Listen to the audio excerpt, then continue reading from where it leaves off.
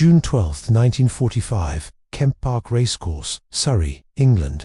Exactly 1 month has passed since the war in Europe ended. A convoy of 3 military trucks rolls through the iron gates of what was once a lively Racecourse, now turned into Britain's largest processing centre for female prisoners of war. The grandstands, which once echoed with cheers for the horses, now sit empty. Inside the trucks, 276 German women are packed tightly together, unable to move or breathe easily. They were auxiliary radio operators, radar technicians, and administrative clerks from the German army, captured during the final collapse. Their journey has taken 19 long days, from cattle cars across Germany to military transport through Holland, and finally a turbulent ferry ride across the Channel. They were sick, exhausted, and given no opportunity to bathe, eat properly, or rest. The trucks halt outside the old weighing paddock, now a staging area for processing the prisoners. The canvas flaps open, and the bright sunlight blinds them after days of darkness. The smell hits first, an overwhelming mix of human misery, unwashed bodies, fear, illness, and shame.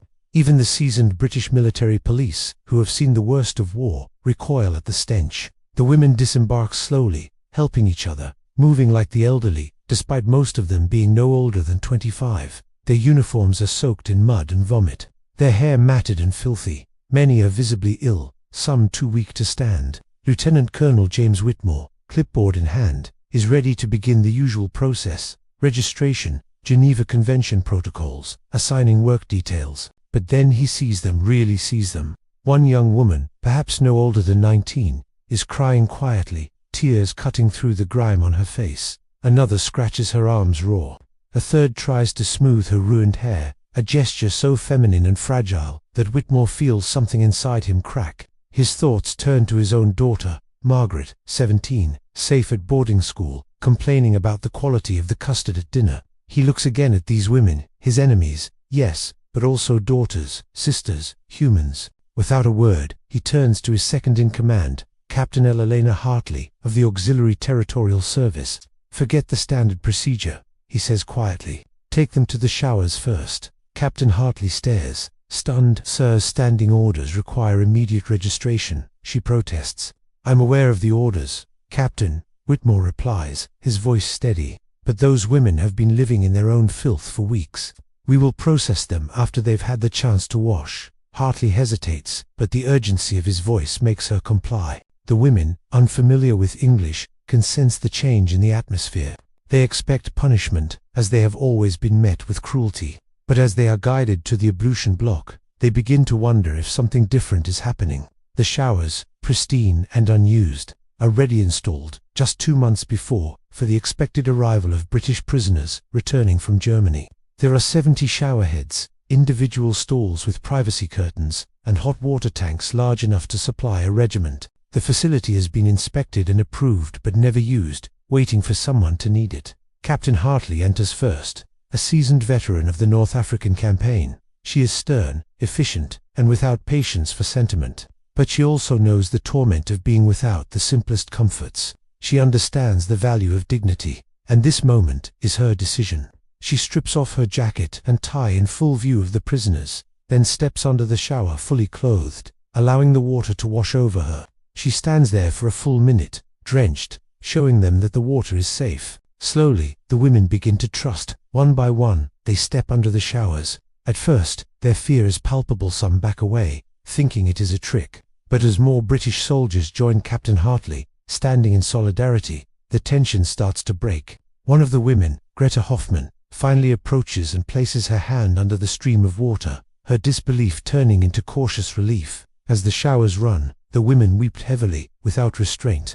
It is a catharsis they have not known for months. Some of them scrub frantically, others simply stand, letting the water wash away the filth that has clung to them for so long.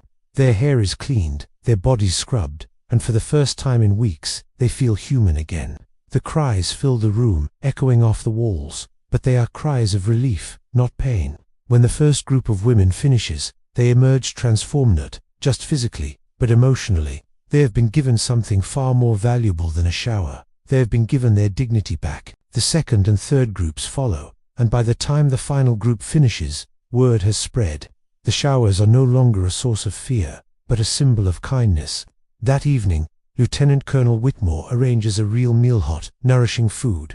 The women eat carefully, hesitantly, as if afraid it might disappear. They are given a real supper, not the usual prisoner rations, but shepherd's pie, boiled potatoes, and a cup of tea with a spoonful of sugar. It's a small act, but one that speaks volumes. As the night falls, the women sleep in clean barracks for the first time in months. They are given real mattresses and blankets, and they rest deeply, unburdened by the horrors of the past. In the following months, Kemp Park becomes known as the decent camp. Its reputation spreads. Guards from other camps speak of the respect and dignity given to the women. When the International Red Cross inspects the facility in August 1945, they find women who are healthy, working willingly, and even attending English classes. They are no longer prisoners. They have been restored to something much more important. In September 1945, the first group of women is repatriated. As they prepare to leave, one woman, Greta Hoffman, steps forward to thank the British officers. "Thank you," she says simply, "for the water, for the dignity. We will not forget." In December 1945, Kemp Park is decommissioned. The racecourse is cleaned and repainted, and soon, horses will race there again. No one will remember the women who were once held there, and the small acts of humanity that changed them. But for the women who were there, the memory of Kemp Park lingers. In the years that follow, they carry with them the kindness they received, a reminder that, even in the darkest times, small acts of decency can make a difference. And for Captain Hartley, decades later, when she receives a letter from one of those women, she remembers the day when a simple act of kindness transcended the cruelty of war and showed them all that, in the end, we are human first. This story, passed down from one generation to the next, is not found in history books or official records, but for those who lived it, it remains as real as the hot water, the soap, and the dignity that was restored, one shower at a time. Years passed, and the women who had been at Kemp Park began to move on with their lives, but the lessons learned during their time there remained with them.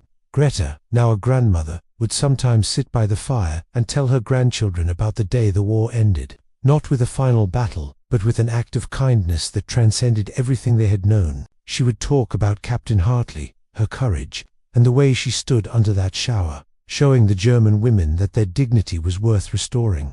It was a story of compassion, one that would continue to shape the lives of those who heard it, teaching them that even in the darkest moments, there was always room for humanity.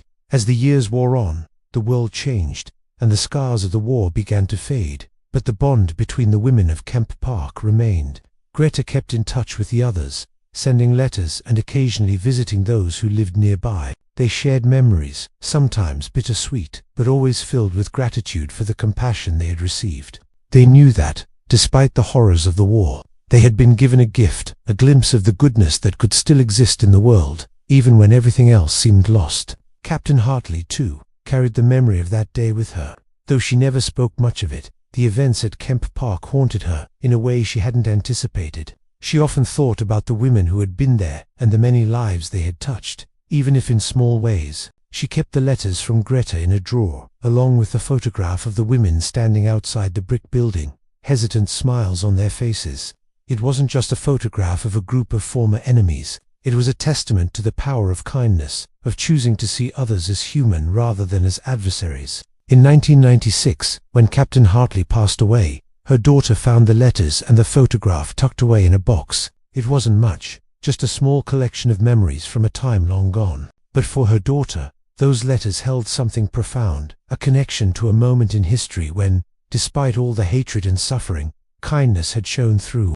The story of Kemp Park would live on, not in the history books, but in the hearts of those who knew its truth. And so, the legacy of that small act of dignity continued, carried forward by those who believed that, no matter the circumstances, humanity would always find a way to prevail.